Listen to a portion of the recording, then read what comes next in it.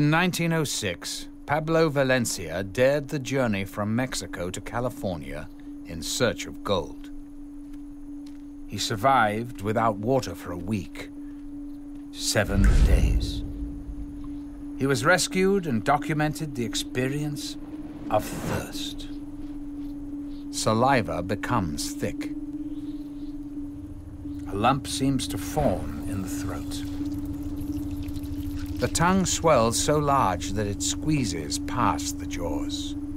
The throat so swollen that breathing becomes difficult, creating a terrifying sense of drowning. The face feels full due to the shrinking of the skin.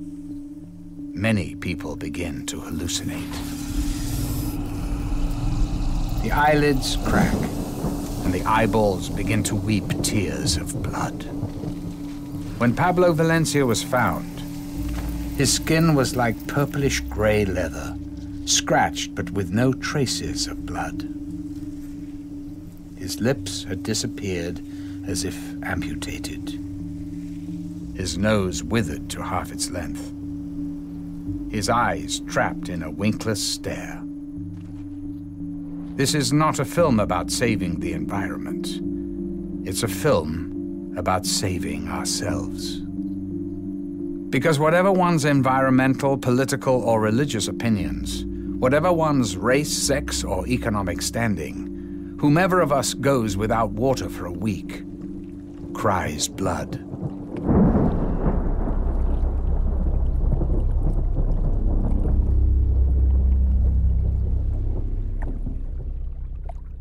There is always a lot of focus on, well, what's the environmental impact? And that's a perfectly valid issue and concern. The abuse of water and the taking of excessive water, diminishing flows and levels, can destroy the sustainability of ecosystems.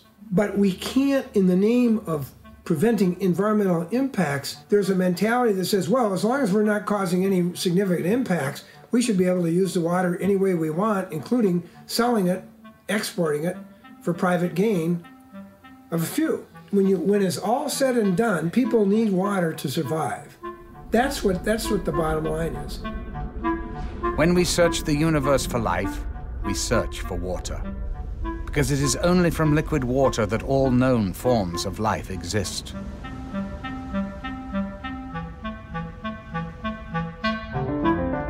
The blue planet, the only planet known to harbor life, the only planet known to be flowing with water. Water management has always been of key importance to humans. The Egyptians depended entirely upon the Nile. The Romans expanded the boundaries of engineering to use gravity to bring water to their cities. Ancient societies cherished water, molded their lives around it, and even worshipped it as a god. For whatever reason, between 800 and 1000 AD, climate change dried up most of the Mayans' local water supply. Farmers were forced to extend their agriculture into the jungle forests to grow food. There was not enough water for both the crops and trees, so the forests died. The soil eroded, air humidity decreased, food decreased. Mayan leaders prayed to the god of rain, but the regular rain season brought little water.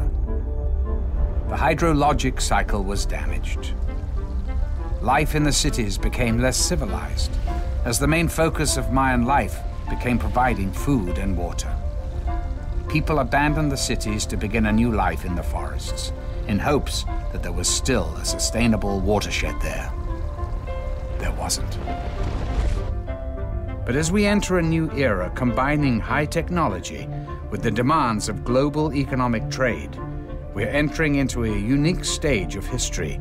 Water, which is the source of life itself, instead of being common and universal to everybody because we all depend on it, profit is made out of the running of and the delivery of water to people and to communities. Those that have the ability to pay will have access to the water. Those who do not have the ability to pay will go without.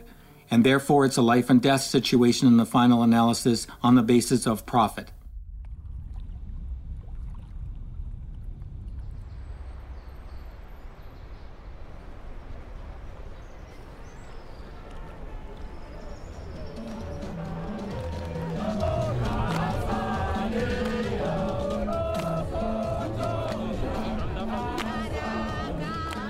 Thank you very much, and it's a great honor to be on the stage with you. I want to talk, comrades and friends, about a global water crisis in which we know that the world is actually running out of water. And that wasn't supposed to happen. It wasn't supposed to be able to happen because we were all taught back in, I don't know, grade 3 or 6 or whatever, that there's a cycle. When it rains, the water falls from the clouds down all the way to the ground. It soaks into the ground and then the grass and trees grow. Sometimes there's so much water underground that lakes and rivers just pop up, like when you squeeze a box of apple juice. The rivers carry the water back to the ocean. Inside the ocean, the water floats up to the sky as clouds again. Then the wind pushes the clouds towards the land and it rains again. This all happens over and over, forever and ever.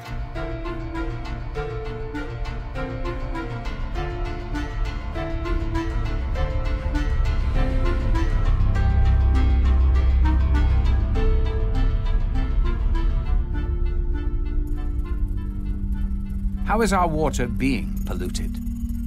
Agriculture uses chemicals to increase farming productivity. Ironically, implemented to counter a diminishing water supply, these chemicals pollute the groundwater. Automobile gas emissions pollute the clouds. But perhaps the most damaging culprit is industry. Water pollution has been linked to the rising miscarriage rates in women, lower sperm counts in men, and it is so globally severe that the Malaysian government proposed the death penalty for anyone caught contaminating water. This is the most polluted river in the United States. There's active polio, tuberculosis, hepatitis. Well, we try and reason with the aliens and, tell them what's in the water and try and get them out. None of the agents are going to get in that water to get any of these aliens. They're just contaminated. We have a gate that we deploy across the river down the ways a little bit, and we'll deploy that gate, and then they'll all pretty much go back into Mexico. We already have a battery of shots that we take here at the local hospital. It's about 18 different shots for if any agent falls in that water to keep from contracting something. What we saw today was a river of human sewage. The water smells like nothing you could ever imagine, as much as 25,000 liters per second flow. Pasan los desechos de los hospitales, de las escuelas, de todo lo que ocurre en la ciudad que descarga el agua en el drenaje profundo, viene a dar por aquí. Salen incluso pedazos de humanos, a veces de los hospitales, desechos, alguno que otro feto pasa por aquí, perros muertos. It goes into the northeast where people grow crops that later on are sold in the Mexico City market. So we are being poisoned. Our wastewater is returning to us in the form of food. When you look into the rivers, you can see bubbles. That means that the rivers are losing oxygen. Contamination and pollution of the water systems is creating cholera and water diseases are killing more children today than malaria or AIDS or even wars themselves. And the wetlands would normally have been a process whereby there would have been some cleansing of that taking place. It goes through the wetlands and it comes out more purified into the river systems, etc. But what happens when the wetlands are destroyed, where we poison a certain amount of water that can never really be fully recycled? What we now know is that we are polluting and depleting this finite stock of fresh water so fast that we're now mining the groundwater faster than it can be replenished. It rains. The water hits the ground and percolates into the soil, collecting underground into what are known as aquifers or groundwater. But how much of our finite supply of water is underground? We can only estimate, as there is no reliable method to accurately measure, which is why our growing dependency on groundwater is such an urgent concern. The fabled Atlantis in the Middle East had a real city attached to it. It was called Ubar. It disappeared and no one could figure out what happened. And then some archaeologists found it. What they realized is it collapsed into the desert sand from groundwater pumping. Not only could it happen, it is happening today in Florida. Giant sinkholes have emerged, all of a sudden just big cavities in the ground opening up. The effects are not always evident, as with a sinkhole or lost city. Entire regions can slowly and evenly sink as a watershed is depleted. Perfect example is where Mexico City is now. There was once an oasis of water. When the Spanish came, they didn't want their new city to look like Venice. They wanted it to look like Madrid. And they used slave labor to cut down all the trees that would protect the water sources and to dredge the water systems. And what happened was that they just destroyed the water table. And of course, that was one thing when there were 10,000 people living there. It's another when there are, maybe 25 million. They've taken the rest of the water underneath the city. The city is literally sinking in on itself, and these great big churches are beginning to, go sideways. And Mexico is having to go further and further and further away from its local water sources, because there aren't any left, to find water. Human ingenuity has found out ways to get water from beneath the surface of the earth for thousands of years. What's changed, though, is the technology. We now pump approximately 30 billion gallons of groundwater every day.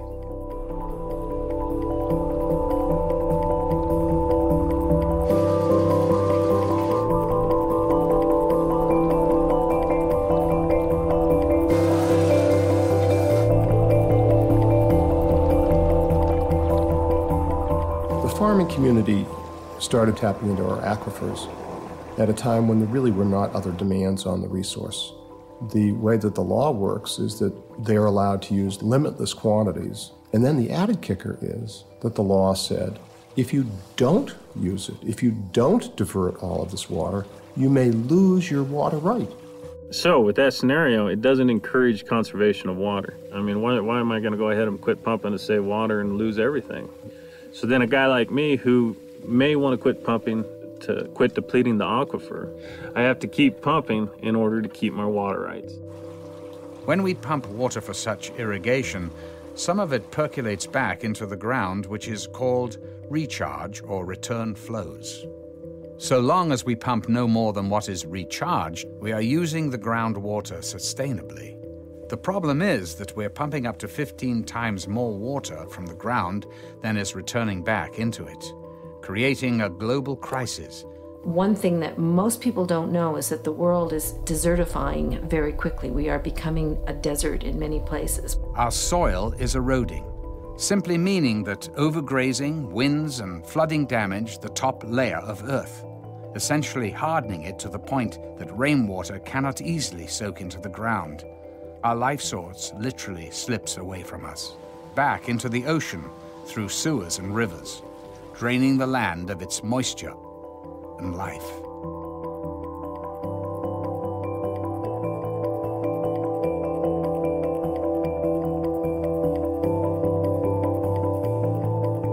Že krajina, ktorú človek vysušuje, sa mení zo zelenej na žltú a výsledkom potom je, že všetká voda je skumulovaná v oceáne. Extreme weather. A world of hurricanes and violent storms over the ocean, while the interior land receives less and less rain, or violent, harsh storms that simply erode the land more. Zemská kôra kontinentu odľahčuje a príspevok kumulácie tejto vody v oceánoch spôsobuje zaťaženie zemskej pôdy, čo môže spôsobiť pnutie v štruktúrách zemskej kôry a to spôsobuje zemetrasenie a potenciálne možné tsunami vlny, ktoré sme boli svedkami v roku 2004. Deforestation is a major contributor to soil erosion. Tree roots absorb water and thus hold the watershed in place. When they leave the land, so does the water. Because the forests that held the water have all been logged. There is no place where the water can be stored. The rain still comes and runs away as instant surface runoff. Just what I feared. He's formed a gang, and they're whooping it up for a flash flood. They're rushing down the canyon. They've made a wall of water 20 feet high. Look out! No longer satisfied with flash floods, the gang is planning bigger and wetter floods. Junior's getting dangerous. He's getting tougher and bolder every day. But groundwater pumping cannot alone be blamed for our desertification crisis. Cities are growing and expanding. For the first time in human history, more people living in cities than in the countryside. We have replaced permeable ground with hardscape, with roofs, with parking lots, with homes. If it rains and the water doesn't hit the ground but hits the sidewalk or street instead, it can't soak into the ground and make trees. It just slides down the street back to the ocean and makes more clouds. This means that the ground gets really dry and the grass and trees die. Clearly, there is much more unpaved than paved land in the world, but the effect is cumulative and should not be underestimated. Celosvetovo zhruba 750 miliard kubíkov vody. Tento proces sa odštartoval po druhej svetovej vojne. Dá sa povedať, že teraz sme v polčase rozpadu vodného cyklu a o 50 rokov bude vlastne definitívny kolaps s vodnými zdrojami na globálnej úrovni. There is another problem with increased urbanization, which is our continued insistence to build housing for growing populations that demand more water than local watersheds can provide. People in the housing development, and they make money by turning houses, and they're very large companies. So their goal is to avoid the water issue that might limit the number of houses they might have. Instead of adapting our development to the available water supply of a region, we choose to force the world's water supply to adapt to our desired locations. What dams do is change the hydrologic cycle. They provide water during those months when the natural flow patterns do not. What's happened is that we built these huge hydro dams mainly to create hydropower and hydroelectricity. And when we've done that, we've done it in a very narrow framework, and we haven't thought about the fact we're going to need water for other purposes. In this quest to conquer nature, as some label it, we've constructed close to 50,000 large dams worldwide. But if we are headed towards desertification by allowing too much rainwater to run off into the sea, then is it not to our benefit to dam water and prevent it from reaching the sea? One of the basic functions of rivers is to carry stuff from one place to another. And that stuff, which is really critical to the health of an entire watershed, it becomes completely and wholly interrupted when you build a dam. Dammed rivers fail to carry such nutrients and minerals downstream through the watershed, resulting in more soil erosion. Less percolation when it rains, more runoff, and thus an increase in the desertification problem. When you trap water, it stops moving, and when it stops moving, it heats up because it's this nice, warm soup full of nutrients that are not making it downstream. But then those things die, and then they eat up oxygen. All of a sudden, you've got a major water quality problem. A river is the lifeblood of an ecosystem, just like the veins and arteries bring blood to every part of our organism. When we have choked arteries, that's what's called a heart attack. A dam is the choking of the artery of the planet. So we really have to face the crisis here that what we were taught in school, that this finite amount of water could never run out, is technically true. But if you can't access it because you took it from an aquifer and you poured it into a desert to grow cotton, or you polluted it, it's of no use to us. And that's what we need to get into our heads. And there's nowhere to go in the world to get away from this. Rich people and people who live in water-rich countries will get away from it longer than people who are facing it now. But the world water crisis will face us all. But if there is going to be one single thing that is going to slam us into reality, it is going to be running out of water. We see all sorts of fresh water in our lakes and say, well, you know, what's the problem? We've got lots of fresh water. Once you drain a lake, that's it. There is no more water. We have to start focusing in on what is the renewable supply which comes through the hydrologic cycle. we are creating a situation where we have less and less of that renewable supply left. And with the help of water scientists, we have to really start to assess how much water we really do have to work with. What is that renewable supply, and trying to define it. That's the task at hand. We must be able to find out what the limits are and how to live within them.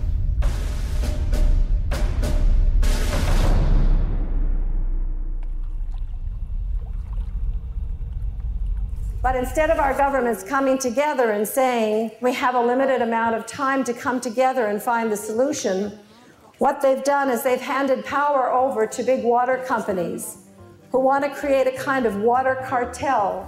Suez, Veolia, which used to be Vivendi, and RWE Thames. And these companies are all in the top 100 top corporations. I mean, the water division of Suez has 400,000 employees. I mean, try saying no to them if you're a little third world country, right? So that one day, every single drop of fresh water in the world will be privately owned and controlled. Up until the 1980s, really, if water was privatized, they were companies within a country. So France was mostly privatized, but the companies that then became the giants were just French companies delivering water locally. Water privatization in France, because of the multinationals that are so powerful there, and because of their long history there, is so ingrained that even the president of France wasn't able to stop it.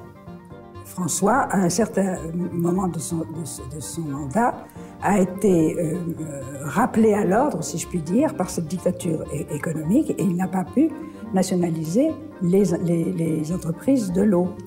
C'est un système qui est très puissant, c'est une machine qui est sans état d'âme. And then in the 1980s, Margaret Thatcher came to power, and the Thatcher Revolution came into effect, and she privatized all the water in Great Britain. And that's when these big companies decided that they could start going global.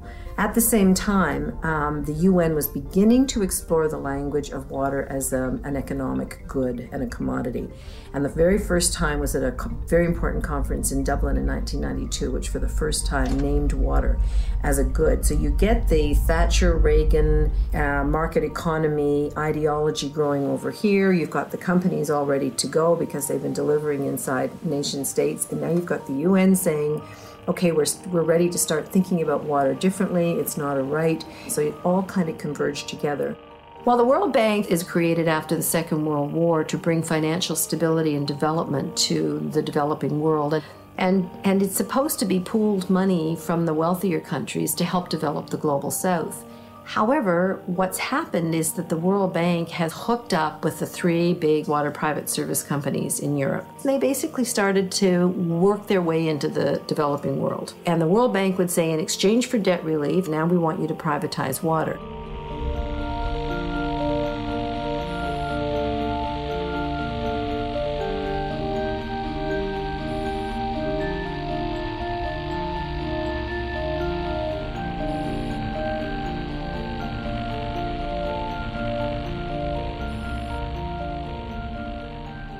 The WTO comes in with rules that basically establish this in a new constitutional framework. It's run by what's called the Quad, which is the United States, Canada, the European Union, and Japan.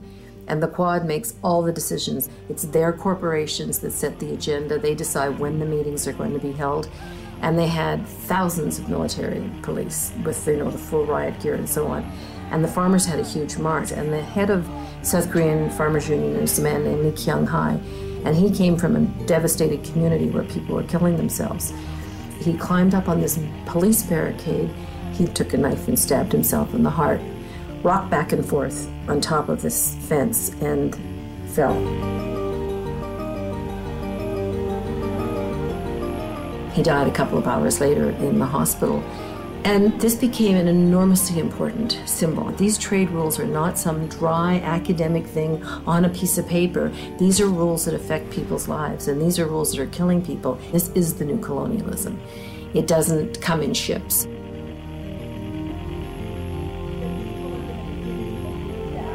But the facts, we've heard the facts at this meeting. We've heard about the underachievement and the failures of privatization. And we know that ultimately these corporations aren't accountable to the communities that they serve, They're accountable to their shareholders, and nothing's going to change that. People think that water privatization is just a problem in the global south and the developing world, but that's just simply not the case. We have the very same situation in the U.S.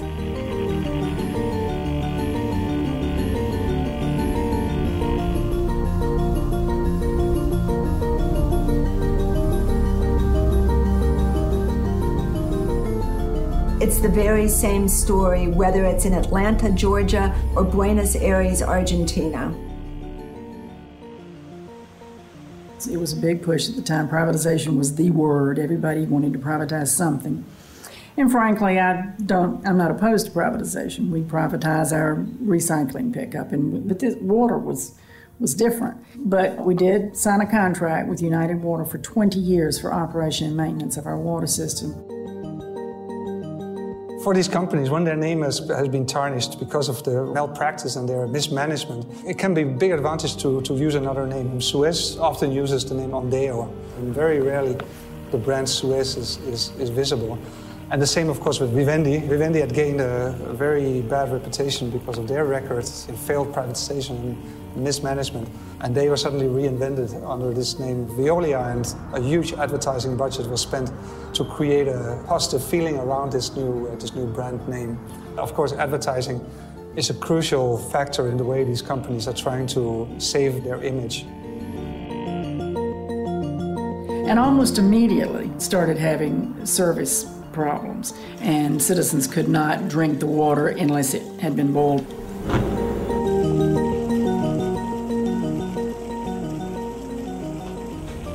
There are no clear-cut performance requirements and performance guarantees. We did require in the contract that they take all of our 550 employees for labor reasons. They usually slash the workforce, sometimes in half. So they cut out about 200 employees, and that could have been part of the reason for the service delivery. They couldn't find out where all the piping connections were. The workers themselves were the people that knew where things were. The mayor at the time was Bill Campbell, and Suez gave him a $6,900 campaign contribution, but he wasn't running for office. A trip to Paris where he and a female companion stayed in the best hotels and were wined and dined. Although 2 of the 3 water corporate giants are based in France, and French water has been privatized since the time of Napoleon, a small percentage of French regions have maintained their own water distribution through their city councils. The city of Grenoble managed its own water for over a century, providing good quality water at low prices to consumers. Suez bribed our mayor. Le maire de Grenoble a choisi de privatiser à Lyonnaise des Eaux Suez. Tous les services publics sont bien moins chers que les services privatisés. There hasn't been one example in the world where there hasn't been a hike in the water rates. Il n'y avait aucune raison logique de privatiser ce service qui marchait très bien. Sa décision de privatisation était en échange d'avantages personnels, avait acheté le maire de Grenoble. I'm not a big fan of government controlling a lot of stuff. I've been in government. I worked in the federal government, I worked in state government, I worked in local government, and I see an extraordinary amount of corruption.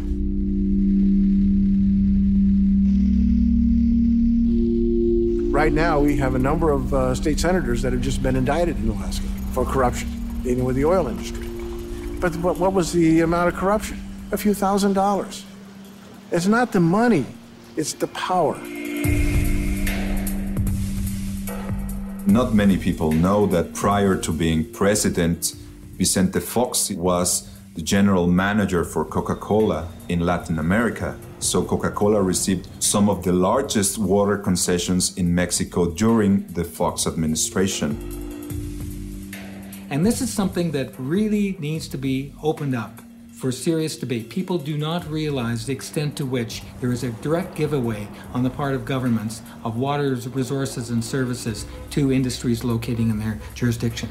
Well, I want to be very clear about the situation in Mexico that President Vicente Fox has given us no special favors on water issues or anything else along that line.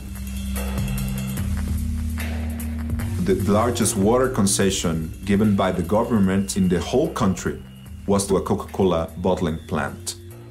It takes as much water as it wants. You could say that Coca-Cola ruled Mexico. If you really look at the controversy of whether water should be owned privately or water should be owned publicly, I see abuses on both sides. When water is only owned by the government, you have an opportunity for abuse. When water is jointly owned by someone who is a capital interest, a private interest, a profit interest, and government, you have a partnership that tends to balance those things out. The new face of colonialism comes in the form of Coca-Cola. You walk anywhere in Africa and it's Coca-Cola water. You cannot get anything but, you cannot drink the water out of the tap. You can't even find purifiers. You are an absolute slave to this company. Dasani is not meant to be a substitute for municipal supply, so we are absolutely in support of robust, comprehensible, and equitable water and sanitation systems. In this country, you have to pay more for this water than you pay for the same amount of Coca-Cola. So that's something. Dasani is in plastic bottles, and Coca-Cola are in glass bottles. Now, when you look at the price difference, what you're looking at is that the cost of producing those bottles is much higher. We have looked at, in the past, bottling Dasani in the glass, but the plastic package is becoming very popular now, and what we're looking at is what the customers want. As you look at new ways to develop business, you look at also what the customer wants and needs are. The situation with the cost of Dasani is more about the packaging, and also plastic bottles are taxed at a higher rate than glass bottles.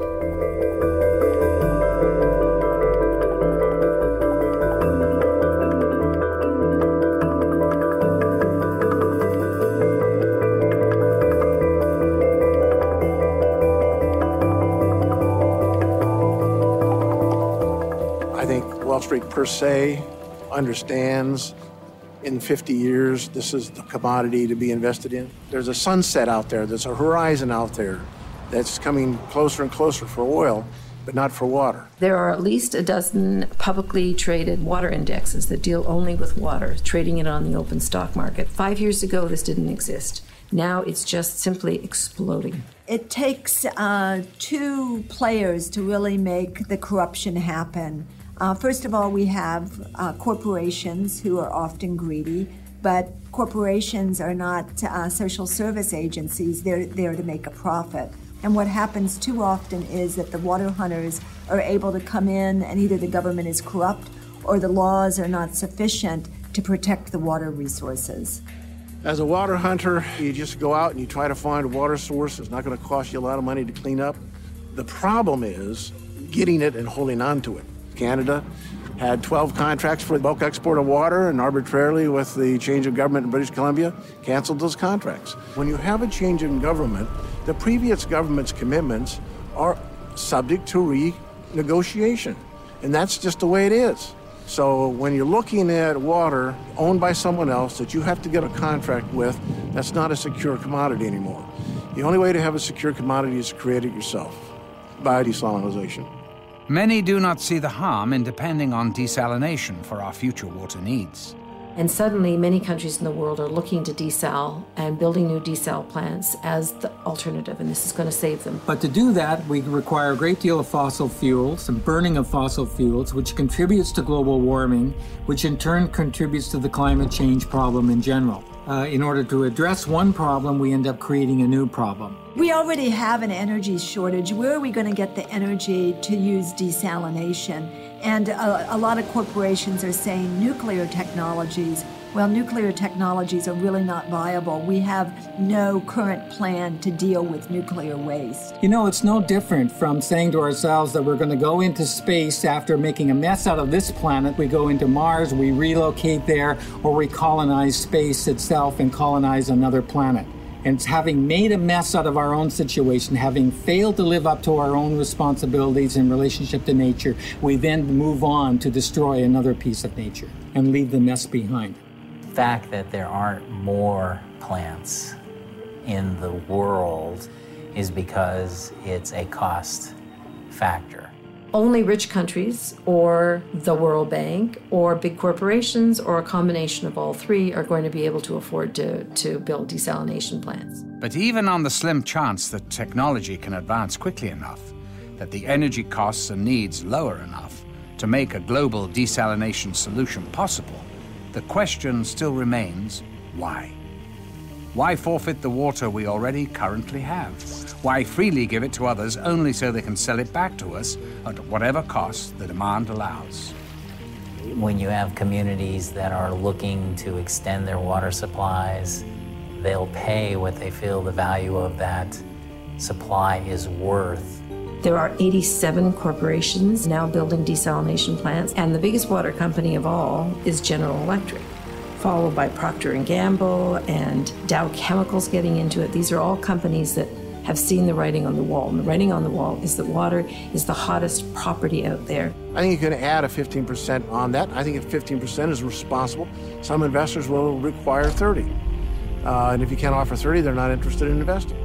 What we actually have is that these big corporations are going to profit from dirty water. So they don't want to see the pollutants not going into the water in the first place. They want to have a model where they can step in and provide very expensive technologies to clean up pollution after it occurs. I wondered when I looked at the UN Millennium Goals why they didn't include goals around pollution and cracking down on the fact that if you can't use the rivers and lakes in your area, then you're forced to mine groundwater.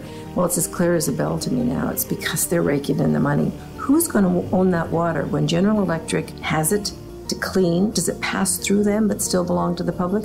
I don't think so. So it becomes a product that is a result of your process, and then you own it. Who ends up owning these desal plants? Because if these desal plants are in private hands or even in government hands, because after all, water is the source of life. These desal plants are the way in which we get access to water, then those desal plants and who owns them ends up controlling our lives. Bottom line, water is a good investment, period. Any place in the world. How much do you pay for your bottle of water? You can fill that bottle of water at the tap for practically nothing. And the difference between what's in the bottle and what's in the tap is, in most cases, insignificant. You know, we do not advocate bottled water over tap water. You know, consumers generally buy bottled water because of convenience, because of access. I wouldn't say that it's healthier. It is a healthy alternative. Because of the world water scarcity, the Great Lakes have been perceived to be a target. We were concerned about our wetlands, and actually my thought was it's our water, they don't have a right to take it, which wasn't correct. In our legal framework, corporations have the same rights as citizens, and so we see Nestle having the ability to go in and pump. Initially it started from a meeting that they had up in the town of New Haven. Naturally, Perrier had hired a consultant to study all of the effects of the pumping and so forth. And everything that they said, you know, nothing would happen, everything would be fine, there would be no problem with the lake. I talked to my hydrology buddy and I said, Tom, he said that this isn't going to affect the spring. And Tom snorted, he's not a hydrologist, he's a hydrostitute. And we were told up there that night by their council that we didn't have a chance in stopping them. But then we started having meetings and inviting people, and that we were just awed by the numbers of people that would come. Older people from the area, farmers, retired people. It went statewide then. And finally, the incumbent governor, who had opened them with welcome arms, made a comment to Perrier that, hey, look, the people don't want you. Why don't you move out? They went to Michigan from Wisconsin. In 1892, a 1 mile chunk of the Great Lakes and its waters was deeded by the Illinois legislature to a private company. The next legislature moved into office and voided the deed, and in 1892, the United States Supreme Court said These Great Lakes, they're impressed with the public trust, and under this public trust, they can't be alienated, disposed of, diverted, or transferred for a private purpose. That doctrine remains as lively and viable today as it did in the late 1800s. And that's exactly what became the basis of the lawsuit. MCWC was still waiting to hear the opinion when the letters from Nestle were sent to members of MCWC, young people that had expressed their opinion in the press. And Nestle then, they were going to do a slap suit against them. Where corporations actually step in and sue citizen activists. Usually they're suing them on something that's absolutely ridiculous, and often they'll lose, but the citizen still has to spend a lot of money on lawyers' fees, has a lot of worry. This acts as a deterrent to activism, and it is absolutely outrageous that corporations are being allowed to do this. And I was upset about that, but then... As far as trying to intimidate, they put heat on MCWC as an organization, and it really laid the heat in on my mom. You know, I didn't care what Nestle did to me. I was fighting Nestle, but no one's going to mess with my family, and especially my children. Well, and clearly no company wants to be in the position of having to do that sort of thing. It was simply a letter that simply asked them to refrain from making comments that were not true. Gosh, there's probably been 3 or 4 public hearings. Nestle was in attendance. There was newspaper press, there was television press. Just about anything I had said was either just my own opinion or else fact-based. So it was very hard to know what are they referring to. And then I said, I'll be damned if they're going to do that to me. So Nestle came to Ferris to give a presentation. My son Chris was there. My name is Chris Swear. I felt like my greatest defense was just being as public as I could. Received a letter that I, Chris Swear, am accused of slanderous or defamatory remarks. My son was shaking. I mean, he was so upset. And I'm wondering if those are charges, accusations, insinuations. I'd like to hear directly from your legal staff, if I could, please. It was a hard thing to watch as a mother. Chris, Fred, if you want to answer briefly, but I'd like to get to people that have questions about the project specifically, instead of maybe personally, okay? And the whole crowd was furious. But I mean, I tell you what, if at the end, Chris, there's time when we want to talk about that, there's no more questions about the project or water policy or groundwater, we would like to hear, okay? They never followed up and contacted me. It never materialized as far as a slap suit. It tells me it was a load of crap, just like I had suspected. The judge said, well, there's a diminishment, that's what the law is, it's illegal, you're done. And that was the end of it, we thought. It probably took at least a year to be able to have our day in court. And then when you think in 3 days' time, the Court of Appeals heard Nestle's case. Nestle then was granted permission to continue to pump 200 gallons a minute. But in doing so, the Court of Appeals changed the law. Bottled water exports or exports of water in any form are hereby prohibited. Which is very different from most uses of water. Even agricultural uses have return flows, and it's available for reuse again and again. But once you put water in a bottle and you move it out of state, it's gone. You made that a product, we invested, it's a private good, you can't take it from us anymore. It's too late, you open the door. Michigan is telling the world, come in and buy water rights here, and by the way, under this case, if you can demonstrate an economic benefit of shipping it somewhere else, you can have it. Changing the way water has been perceived as a public resource in a way that we may not be able to retreat if we make a mistake. And that's the problem. When you take water out of its natural water basin and then ship it or move it, we know something about the ecological fallout from that. We don't know the full picture. What happened to the Aral Sea? The Aral Sea was a lake, in fact, that was so huge that they called it a sea. And the countries around of the old Soviet Union decided to grow cotton in the desert and started siphoning off this water. And it's almost completely gone now.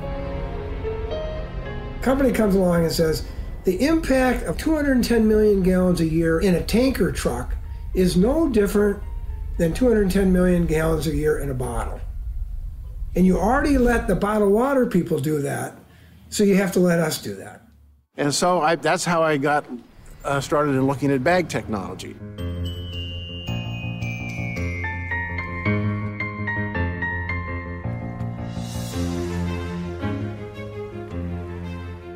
If we massively ship water out of an area, the ecosystem is disrupted. The natural habitat damaged, biodiversity reduced, and aquifers dried. The water-rich area we chose to export from will itself desertify. The thirsty populations in the water-poor deserts we ship water to will simply consume the water and send it back to the sea via its sewers, thus still remaining a desert. Where one desert region existed before, 2 deserts now exist. Water is a supply and demand commodity. The people that demand it don't have the supply. The supply is often in other parts of the world. The question is how to get it from source to market. This sets up a kind of contest, and that is between city people and rural people. Companies are out there constantly looking at what land the farmers own. Going from farm to farm, hello ma'am, hello sir.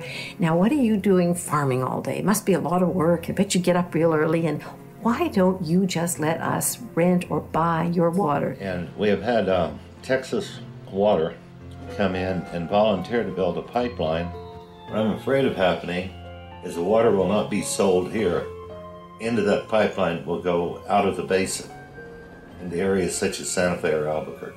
So this is a new development that's taking place as more and more of us move into big cities and don't want to think about where water comes from. Increasingly, it's coming from the places that grow your food.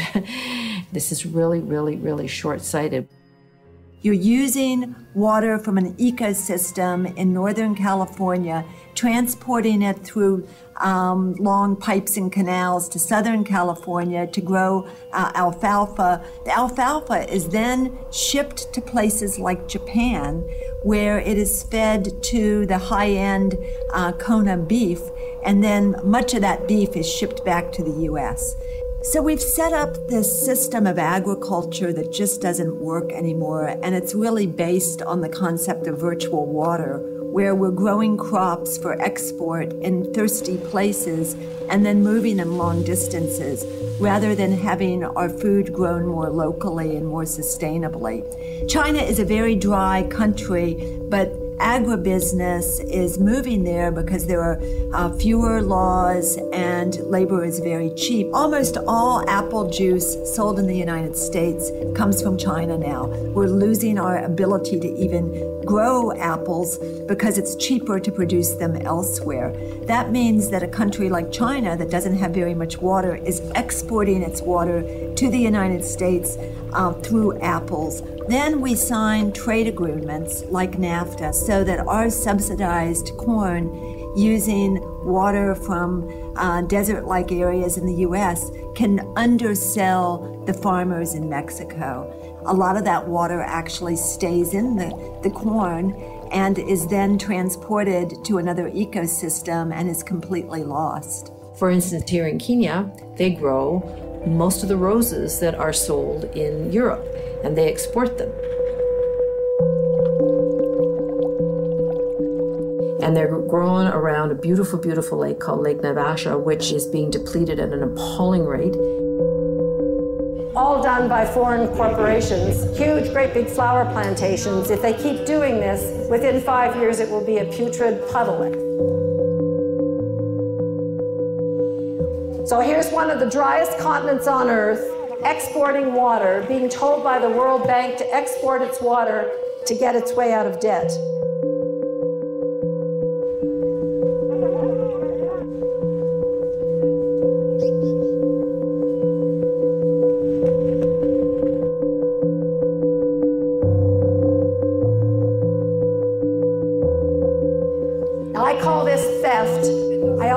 it's a form of murder.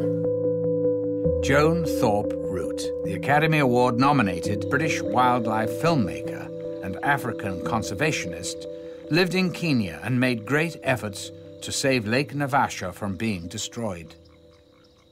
Her assassins broke the nearest window to her bed, where she was sleeping. Joan awoke, desperately held her blanket out as a shield and charged the three men. The men fired their AK-47 assault rifles from outside the window, riddling the room with bullets through the lace curtains. 2 bullets struck Joan in the leg. 1 hit her in the hip.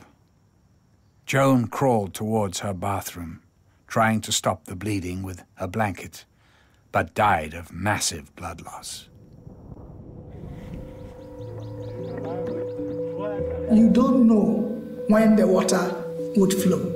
It flows once a week, and you don't know the date, the time, so you are forced to open up the tap. When they open their taps, it's air, and when the air blows through the taps, the meters are running, and they are charged for doing this. There's a pipe coming up, and between the pipe and the tap, there's a water meter, and you have to pay for an electronic key to get charged up.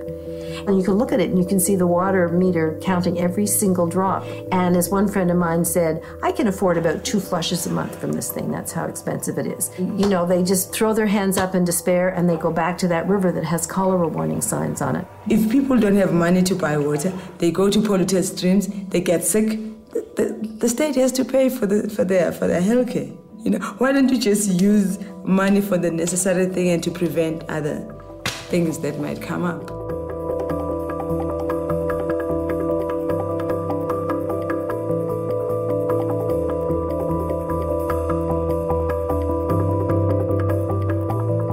If in the house I'm the only one employed and I buy water, I'm going to limit or ration the people who are living in that house.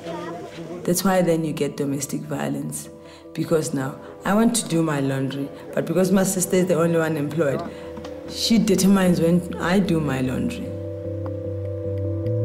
You know, parents will take the tokens that they use into making sure that the water can run, you know, wherever they go, maybe to work and all that. And then during the day, kids don't have water. And this other woman who lived in a shack with 2 kids took the token and went with it to work. And the shack caught fire. And there was no water to stop the fire. And even the neighbors are saying, we don't have money to stop hair fire, you know? These projects are taking away our humaneness.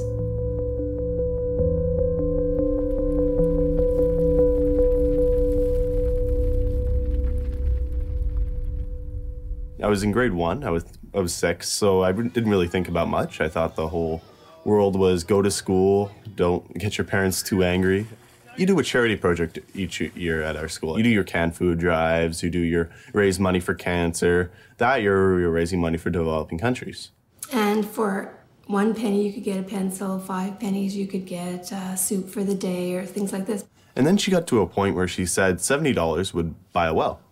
And then she explained to us, yeah, people are dying because they don't have clean water.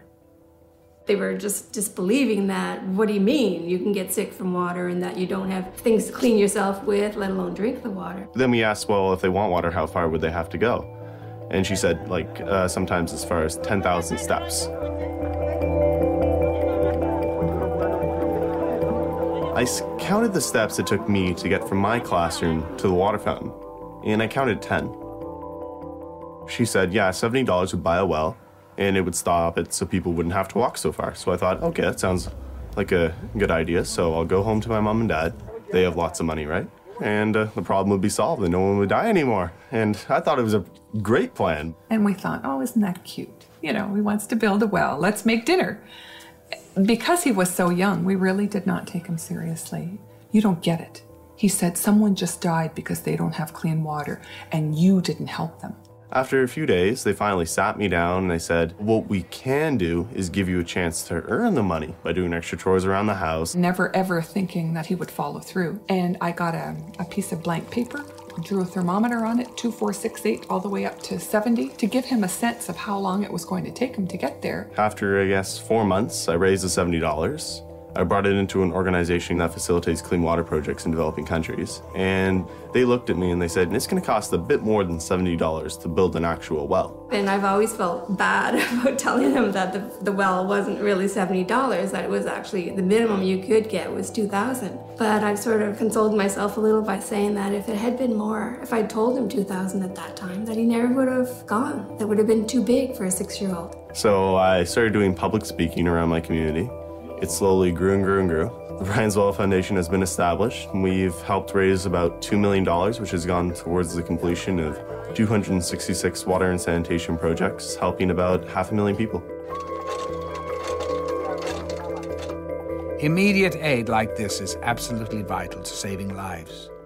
But if we step back, a larger question looms. An uncomfortable question we habitually avoid in our daily discussions. Why do these countries need emergency aid to provide something as basic as water? Why are they unable to build their own infrastructure of clean water delivery? Why are they poor? Developing countries are forced to grow cash crops, export crops like tea or coffee. We've got some resources, especially tea, which is really growing all over. The World Bank and the IMF and the other countries, especially the Western world, that buys the tea from our country always gives us a raw deal. You find that we are given so little money for this tea. The World Trade Organization has required developing countries to remove tariffs so that products can flow in and out of the country because it benefits our corporations. They get cheap products. Now what that means is that developing countries are very hurt. And it's obscene. It's why these countries can't get out of debt, and it's why these countries can't develop water systems or healthcare or anything else for their kids. And there's a famous Senate hearing where a very senior World Bank official told the US Senate, don't worry, we're not giving money away, particularly for every dollar the United States invests in the developing world through the World Bank. American corporations get back $1.30. You know, wink, wink. We call it aid, development aid, but really it's forcing countries to open up their resources. And that's why there's such a tremendous reaction against the World Bank in the third world. If we were to sell this tea at the right price, if we had fair trade in the markets, our tea could fetch enough money that can sustain most of our needs. It should be a very rich country. We cannot fight the world water crisis by just saying, let's hook up some more people and hope that does it. We have to challenge the systems that deliberately create winners from losers. And then who cares about the losers? That they're losers, and it's their own fault anyway. That's the system we have to take on, and we will never, never, never, never, never solve the world water crisis until we have the courage to talk about the world political and economic system.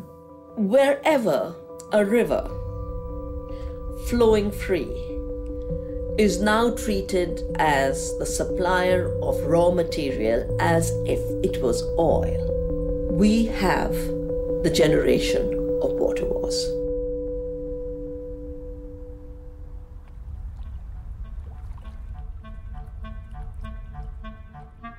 The Chinese, the symbol for water, not only means water, it means control, which I think is quite profound in the sense that controlling water is everything. And the word rivals, for instance, comes from Latin meaning river. The rivals were people standing on either side of the river throwing things at each other. And you're just going to see more of that as the technology develops to be able to suck water out of the atmosphere. Now you're going to find water from the atmosphere in clouds being stolen. New techniques for controlling the weather are being tried. When conditions are right, rain is made to fall by seeding clouds with dry ice or silver iodine. It's happening in China and some other places where a particular village pays for a plane to go up. They make it rain before the cloud gets to the next village. So there's real anger and real political tension.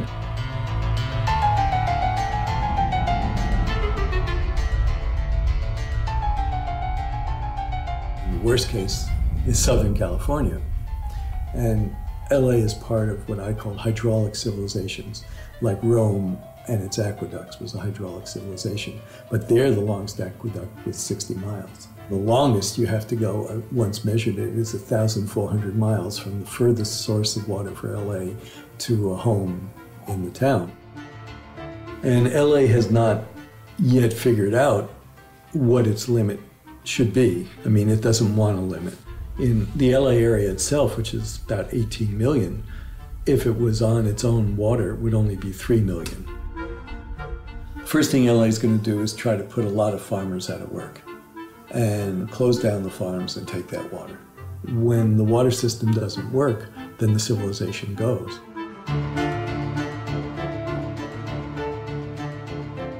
The most famous conflict occurred in the Owens Valley, and Mulholland was the head of the water department there and noticed that it was pretty much a downhill run to LA in the 1920s. And so he got together a whole bunch of investors to divert all the water from Mono Lake and send it down through an aqueduct to LA. It put the farmers out of business, and there was a big, violent rebellion. In two different instances, tried to blow up the aqueduct. They partially succeeded once, and then they were arrested, and then they sent in kind of goon squads to get rid of the farmers, and then they paid them off. The last great water war in the United States was 1934, when Arizona sent in the National Guard because California, again, was building a dam across the Colorado to divert the water to California without giving Arizona any. And the ferry captain that took people across the Colorado put a cannon on the front of her ferry, and they went up and threatened the dam. But it led to the Secretary of the Interior to stop the dam. One of the most bloody water wars is still being fought over the river Kaveri, that farmers of Karnataka and farmers of Tamil Nadu both required more water out of that river. A bandit of Tamil origin, Veerappan, kidnapped a Karnataka actor with the demand that large amounts of water be released to Tamil Nadu. It was really as a chess game in the water wars. I was doing a major study on conflicts over resources for the United Nations University. This fat file of mine on river water conflicts suddenly had no more coverage because the entire issue was now being presented as an issue of religion, not water demands and water conflicts. So many water wars are presented as religious conflicts, when in reality they are fundamental conflicts over resources. Well, I want to tell you about one country tonight, and that's the country of Bolivia, South America's poorest country. Several years ago, the World Bank refused to guarantee a $25 million loan to finance the investment program of the local water co-op and forced Bolivia to sell its water systems to a subsidiary of Bechtel.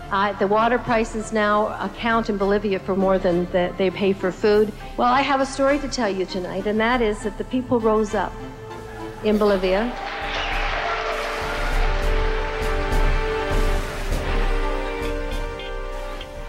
Obrero industrial, y cuando en Bolivia se privatizó el agua, la gente, nosotros no podíamos concebir que un empresario privado, un inversionista transnacional, podía apropiarse del agua.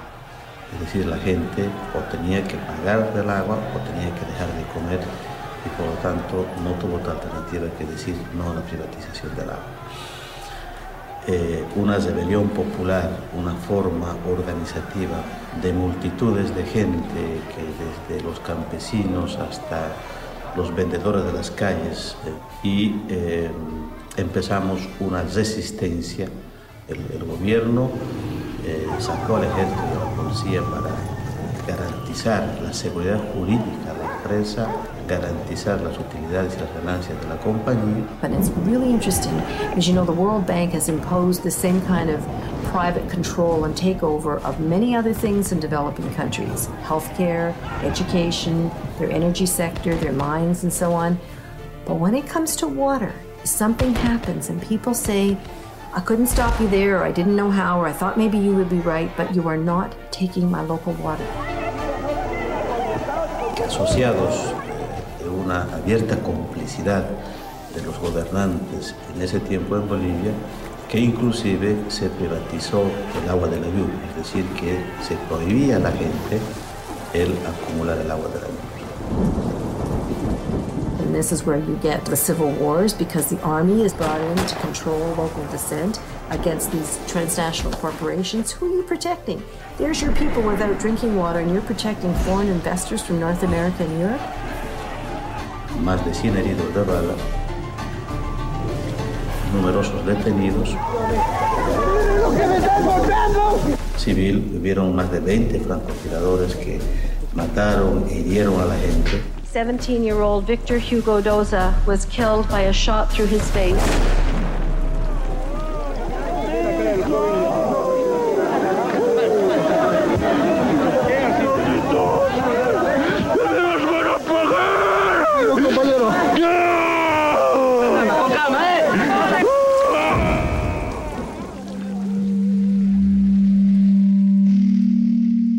See a whole new geopolitical picture emerging here, where the world map will be rewritten and redesigned. They've already mapped out what are going to be the most intense areas of potential conflict in the next 10, 15, and 20 years.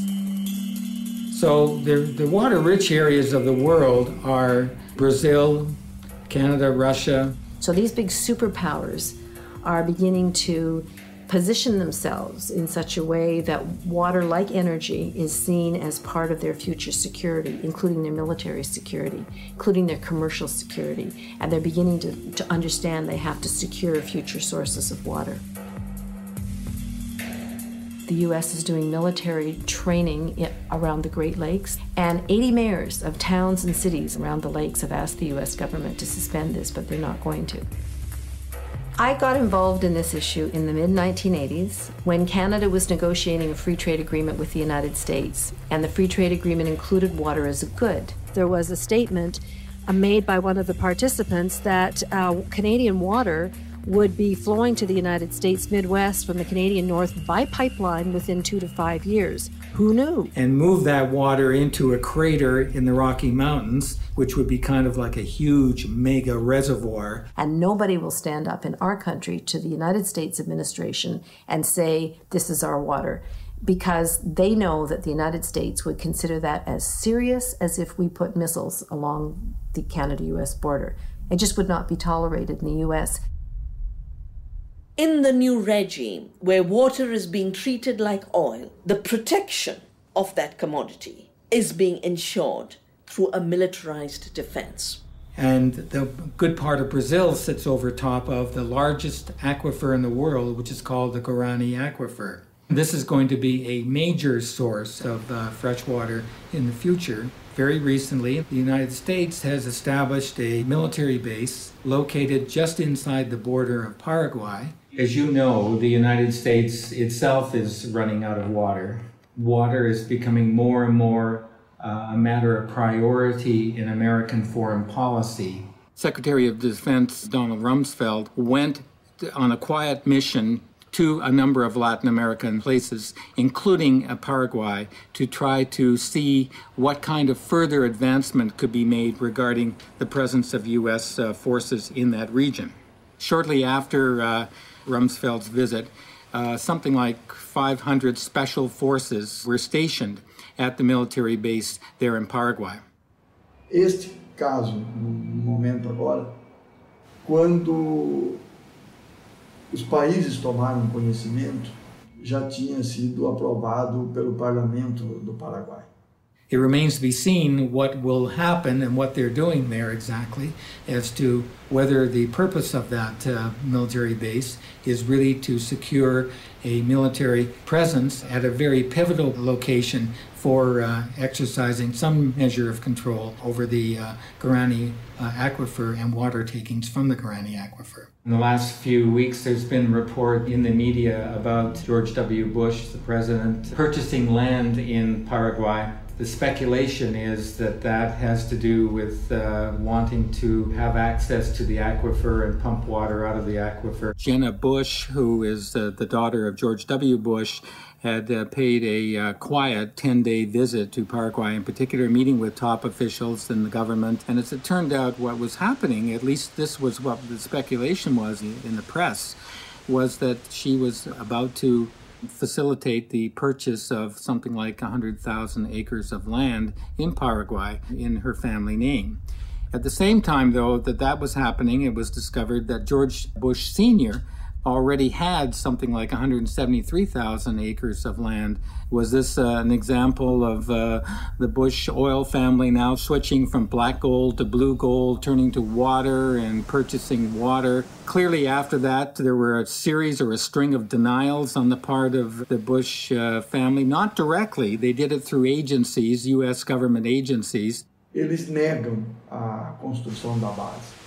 The world's largest dam is located very close to that area, and so that also was a matter of considerable interest for the U.S. as well. Os americanos, não diria o povo americano, mas uma parte dos americanos, principalmente de seus governos, tem uma visão muito militarista, economicista e predadora. E quando não conseguem no convencimento, vão pela força. A visão economicista, a visão imediatista, é a mesma visão que levou, em outro campo, ao americano ter o que teve no Vietnã, como agora no Iraque. Será que essas lições eles não aprenderam ainda? I mean, there's no question that that region of the world is the Middle East of water in the future.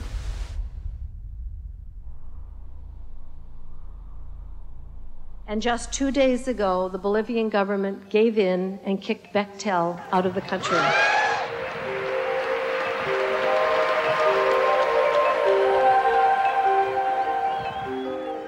Humble Bolivians, led by a 45-year-old, kicked one of the world's biggest engineering companies out of the country for its criminal behavior and told the World Bank to go the hell with it. Bueno, 2 días después de la victoria popular, yo tuve la posibilidad de viajar a Washington. Primera vez en mi vida que salí a Estados Unidos. Segunda vez en mi vida que salía fuera de mi país. And this simple shoemaker from Cochabamba, Bolivia, gave one of the most moving speeches I have ever heard. Solo somos dueños del agua y del aire. The only thing that is ours anymore is our water and our air.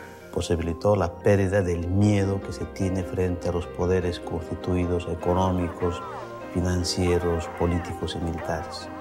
Es que la única fuerza capaz de transformar el mundo, capaz de transformar la sociedad, es esa capacidad de unidad, de organización y de movilización de la gente frente a cualquier poder. And people were so moved, they not only clapped for him, they got up on their chairs, like a standing ovation that wouldn't end. It was just a stellar moment. Because this is a really scary story, and it's a true story, and we really are running out of water. It doesn't have to be that way, okay? And that's the most important thing to say, is that it's not too late. The earth is amazingly elastic in terms of coming back. The ability of the earth to renew itself is stunning. Aj najlepšou formou boja proti privatizácii vodných zdrojov je mať viacej vody okolo seba vo svojom životnom prostredí. Je to vlastne Gandhiho filozofia. Blízko svojho vo svojom prostredí a tým pádom stráca zmysel obchodovania s vodou. Riešením je veľmi jednoduché. Vrátiť vodu do vodného cyklu a začať zavodňovať krajinu dažďovou vodou. We need to dig holes If we dig holes in the sand, we can trick the water into staying so it doesn't run away to a river or ocean when it rains. The water will sit in the holes and soak into the ground. Then more trees will grow. We prepare very simple, very cheap solution, and we invite youngsters and volunteers every year about summer camp, 2 weeks. About 40 to 100 people make manually, for example, small wooden dams on small streams, on water holdings, and to accumulate water. There's a huge difference between these water catchments and dams, because dams, what happens is that a large amount of water, land area gets flooded. We create these huge reservoirs, then the water becomes stagnant in them, and the mercury, it starts to spread throughout the water system itself, and it creates a whole different set of problems. In these water catchments, what happens is that the water is trapped so that it goes right into the ground itself, and therefore starts to replenish the groundwater systems. A môžeme vlastne mať zo žltej krajiny zelenú. Povedzme, pre vysušené regióny sveta, ktoré môže with creation of clouds in atmosphere and creation of raining. This model can to create million and million jobs for poor people around the globe. Blue alternative solution is very easy, simple, cheap, solving of complex problem. And it, quite frankly, is the antidote to desalinization. This is the kind of approach that we need to take in order to revitalize and rebuild our groundwater systems. And then we have to stop going into the groundwater and taking it out in such a phenomenally cavalier way. In the U.S., the largest amount of groundwater is being used for agriculture. And you really have to deal with agriculture to solve our water problems. The water efficiency with hydroponic systems is 20 to 30 times more efficient than crops growing outdoors. The reason is that we are placing the water directly to the base of the crop through drip or trickle irrigation systems. We can take that fish called tilapia, and when they grow in this water, we can take that nutrient-rich water and go on to crops with that. And any excess of water going onto the roots, it's collected. It can go back to the fish and then go through the system again. And it's these technologies that will save this planet in the next century. What we really need to do is go back to a food system where we're not dependent on global trade and where we're really using our local water and soil resources to grow crops that are appropriate. There's a move towards decommissioning these dams, taking them down, and that movement, that trend towards decommissioning is really important, but it sets the stage also that we need to move towards alternative ways of supplying the power that's necessary, whether it be through these micro-turbines. That are in stream completely. You don't need a dam to hold back water. They just use the natural flow of rivers or coasts. Korea has been investing in this technology. Scandinavia has. I mean, they're sort of seeing their era of large dam building coming to an end as well. As we expand urbanization to meet our growing population needs, there are alternative permeable pavement solutions which allow rainwater to infiltrate through into the subsoil. Pollutants from cars are filtered and removed and thus do not pollute the groundwater. The water quality is actually improved. Even with these advancements, the ultimate development solution is to limit the population growth of a region pending on the available water supply, which is exactly what the citizens of Bolinas, California did. And so the towns decided that they would put a moratorium on all housing growth until they had adequate supply of water. And that water moratorium was challenged immediately and was in courts for 14 years. They just didn't want a town to be able to control growth. They considered it interference with commerce. But ultimately we won, and yeah, it's working. What we can learn from the Bolinas example is the whole challenge to learn to live within the limits of our watersheds. And in this village where we really have shortage of water, we use some water that is being poured on you, on your hands as you wash your hands sparingly. And people really value any amount of water that they have. It's exactly the opposite of America. I mean, America could save 20 to 30% of its water really easily.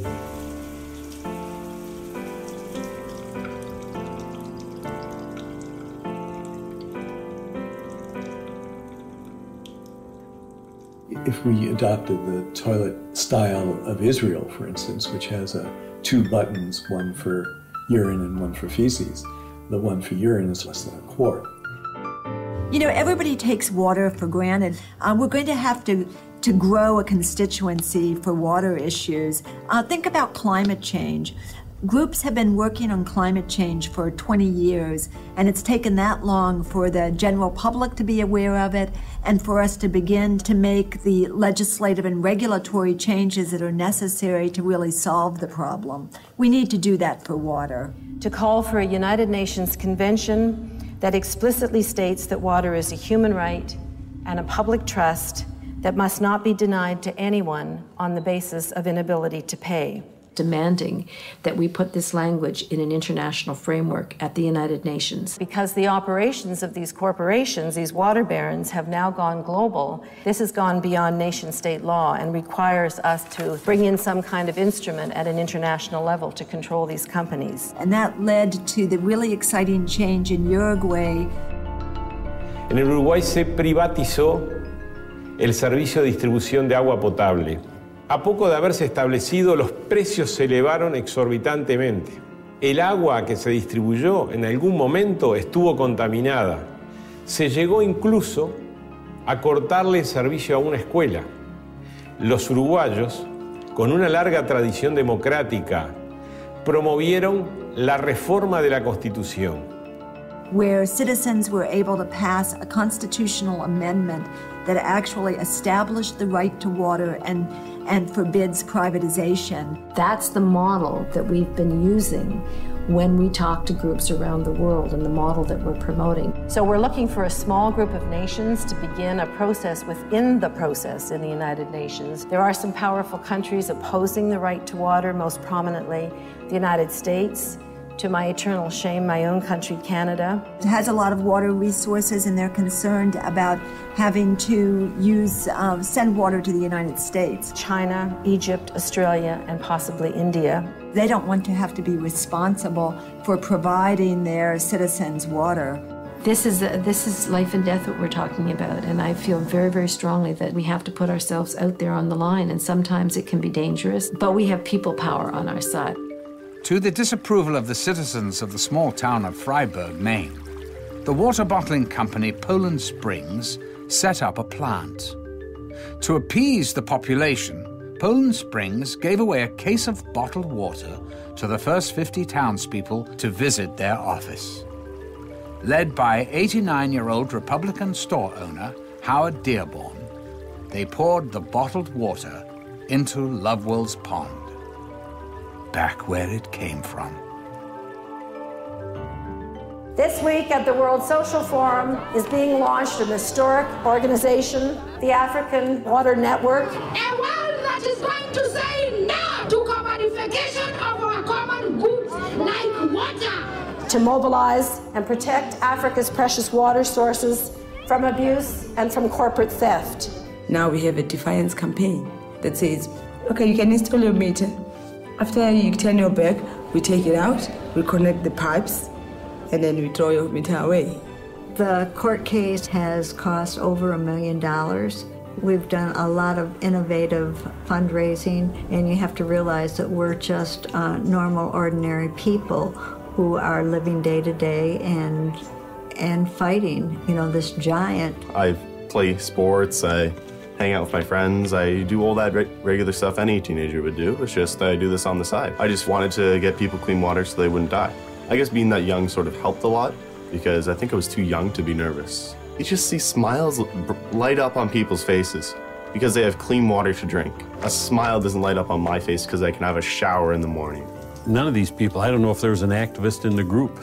When you come from the grassroots, I think legislators look at it totally differently than they do if you are an activist. And I think that's what we had, is they couldn't go back on us and say, you guys are always out there raising a ruckus. Probably the end result isn't going to affect any of us because we're going to be gone. But we're fighting for the people that are going to use it in the future, our kids and their kids. If we don't do something to save it, what are they going to have? Bottom line is, those people are there. And I'm talking Republicans, Democrats, and everything else in between and beyond. They're there because if money is more important than water, where are we? Our previous mayor was indicted and tried and is currently serving time.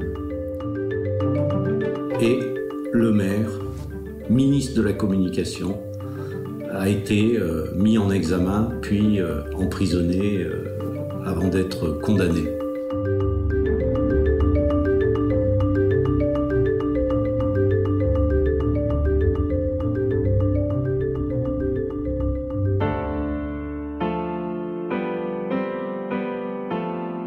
We've made some serious enemies. I've made some serious enemies for myself. But as my mother would say, serious people have serious enemies. Because it's not going to necessarily happen through governments alone. It's not going to happen through industry and by corporations. We, the people, must become the water guardians of the 21st century. What water is in my backyard? What's the name of the watershed I live in? We should all know that. Just the way we know our town and our state.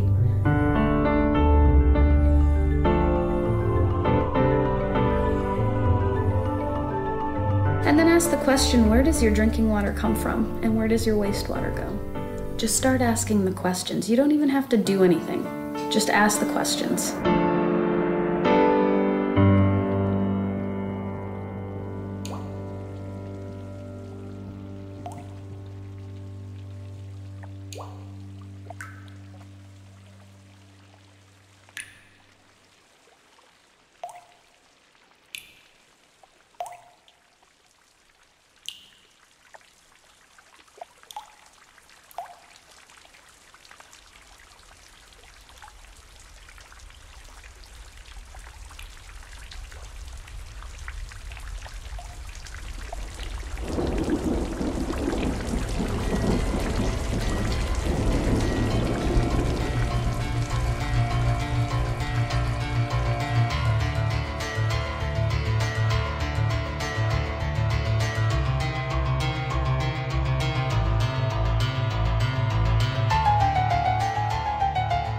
What I think is really weird is, even though my brother is 6, turning 7, and I'm 8, turning 9, I still can't do the monkey bars, and my brother can.